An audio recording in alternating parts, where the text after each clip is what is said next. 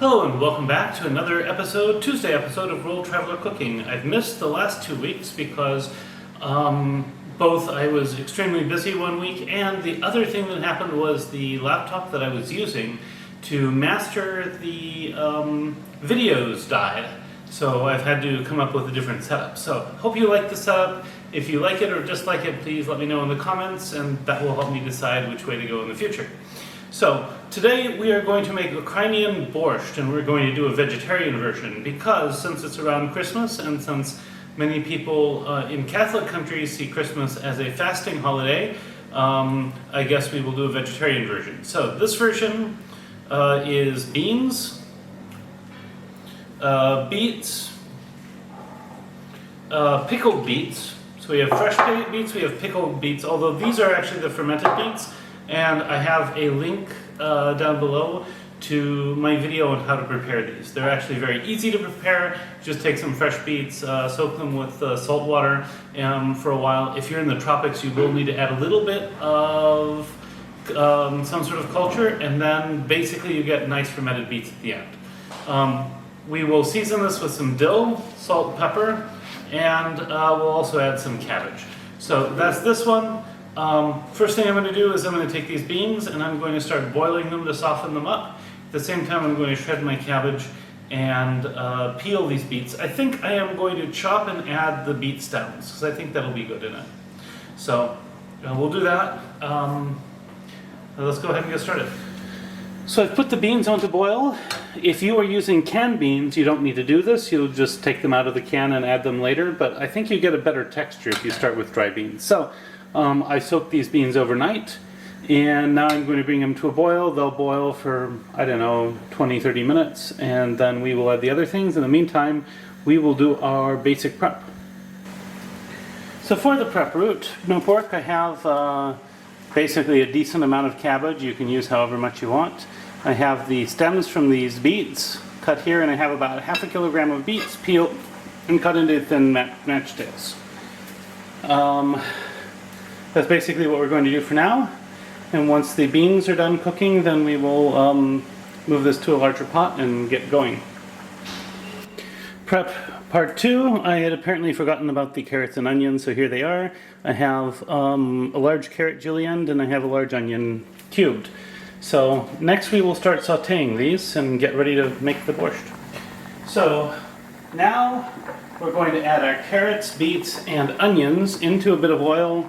I'd say there's maybe 2-3 tablespoons there. And we're going to start sauteing these.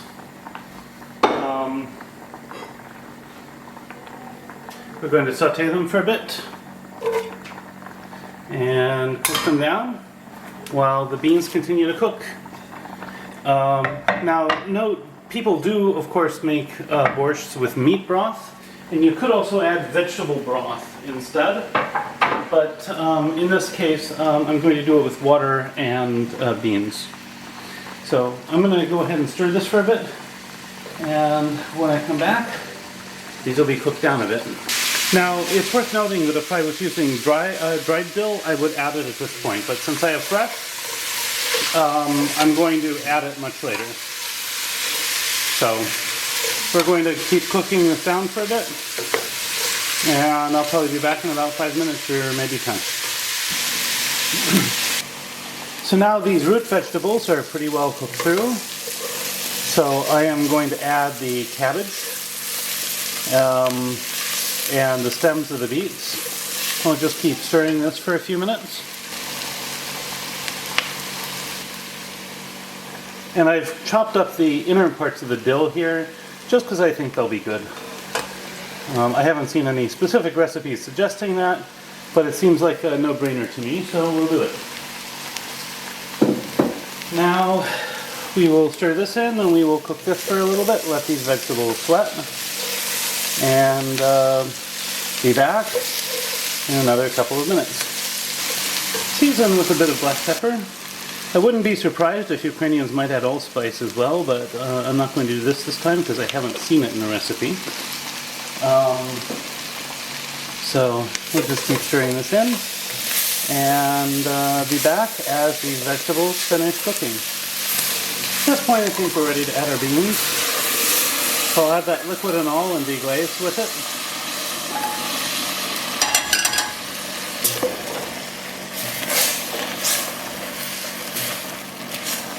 Now, if I was making a meat-based borscht, I would be adding other broth at this point.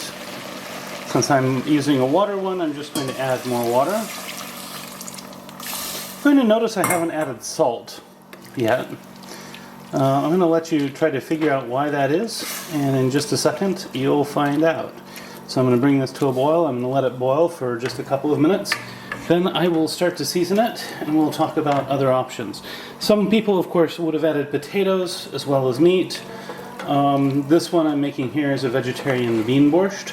I have seen recipes for this and discussions of this from Ukrainians, so I know that they do this as well as the meat-based versions. I am now going to add some more of the juice from the pickled beets. This will give it that classic sour flavor to offset some of the sweetness of the beets, and it will also add salt. So that's why I haven't added salt yet. Once I've balanced out the sourness that I want, then I may add more salt as needed. So I'm going to let this come to a boil, then I will taste it and we will adjust. So I've actually added a very large amount of the fermented beet juice. So now I'm going to add some salt, because I don't think it's quite salty enough. We'll stir this up, but I think we're getting very close, and I'm excited to try this. So there's a lot of veggies in here, and those will absorb a lot of the salt, so you have to salt accordingly. So I'll let this settle in about 5 minutes. I'll taste it, and hopefully we'll be ready for the taste test. Except at that point, if it's salty enough, then I add the dill. So I think this is salty enough, definitely. So we're going to add the dill, stir this in, let it cook for just a minute or so, and then I'm going to take it off the heat, and we'll get ready for the taste test. And here we have our borscht. Next up, the taste test. And now for the taste test. First I'm going to try to take a little bit without much sour cream.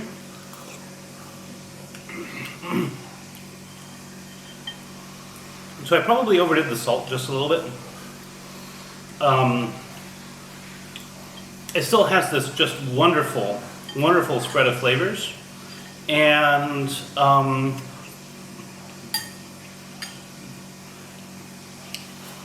a sort of sweet, salty, sour triage going for it. It's actually really, really delicious, and aside from having it just be just a little too salty, I think it's actually really, really, really delicious. So, if you find this content interesting, please like, share, subscribe. I very much appreciate that. On top of that, if you make a dish like this and you do it a bit differently, love to hear your variations. I think that's always great. And finally, recipes in the description. Bon appetit, and see you next week.